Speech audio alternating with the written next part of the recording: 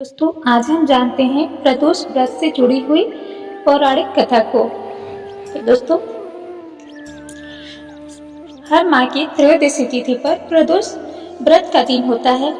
शास्त्रों के अनुसार दोस्तों, भगवान शिव की पूजा के लिए रखे जाने वाले प्रदोष व्रत बहुत महत्वपूर्ण होते हैं। मान्यता है कि इस व्रत को रखने पर भगवान शिव सभी मनोकामनाएं पूरी करते हैं। दोस्तों, प्रदोष व्रत से पौराणिक कथा जुड़ी हुई है और व्रत के दिन उस कथा को पढ़ना या सुनना बेहद शुभ माना जाता है। कहते हैं, जातक का इस कथा को पढ़ना या सुनना भोलेनाथ को प्रसन्न कर देता है। तो दोस्तों, चलिए आज हम उस कथा को सुनाएंगे। आप ध्यान से सुनिए।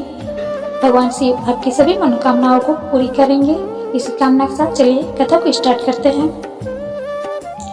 प्राचीन काल में एक निर्धन पुजारी था। दोस्तों, पुजारी की मौत हो जाने के बाद उसकी विधवा पत्नी अपने बेटे के साथ भीख मांग कर गुजारा करती थी। एक दिन दोस्तों, विधवा स्त्री की मुलाकात विदर्भ देश के राजकुमार से हुई। राजकुमार अपने पिता की मृत्यु के बाद निराश्रित होकर भटक रहा था। दोस्तों, पुजारी की पत्नी को उस पर दया आई और वह उसे अपने साथ ले गई और पुत्र की तरह रखने लगी। दोस्तों, एक बार पुजारी की पत्नी दोनों पुत्रों के साथ ऋषि शांडिल्य के आश्रम में गई। वहां उसने प्रदोष व्रत की विधि और कथा सुनी और घर पर आकर उसने व्रत रखना शुरू कर दिया। दोस्तों, बाद में किसी दिन दो बालक वन में घूम रहे थे। पुजारी का बेटा घर लौट आया, लेकिन राजा का बेटा वन में गंधर्व कन्या से मिला और उसके साथ समय गुजारने लगा। कन्या का नाम अंशुमति था। दूसरे दिन भी राजकुमार उसी स्थान पर पहुंचा।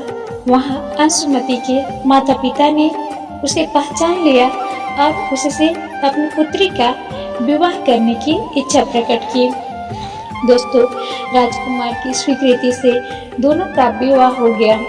आगे चलकर राजकुमार ने गंधर्वों की विशाल सेना के साथ विदर्भ पर आक्रमण कर दिया। युद्ध जीतने के बाद राजकुमार विदर्भ का राजा बन गया। उसने पुजारी की पत्नी और उसके बेटे को भी राजमहल में बुला लिया। अंशुमति के पूछने पर राजकुमार ने उसे प्रदोष व्रत के बारे में बताया। इसके बाद अंशुमति भी नियमित रूप से प्रदोष का व्रत रखने लगी। इस व्रत से लोगों के जीवन में सुखद बदलाव आए। दोस्तों, यह थी प्रदोष व्रत की कथा। उम्मीद करती हूँ आप सबको कथा बेहद पसंद आई होगी। अब आपसे एक विनम्र निवेदन है दोस्तों, आप मेरे चैनल धन प्राप्ति 2.2 को सब्सक्राइब अवश्य करें।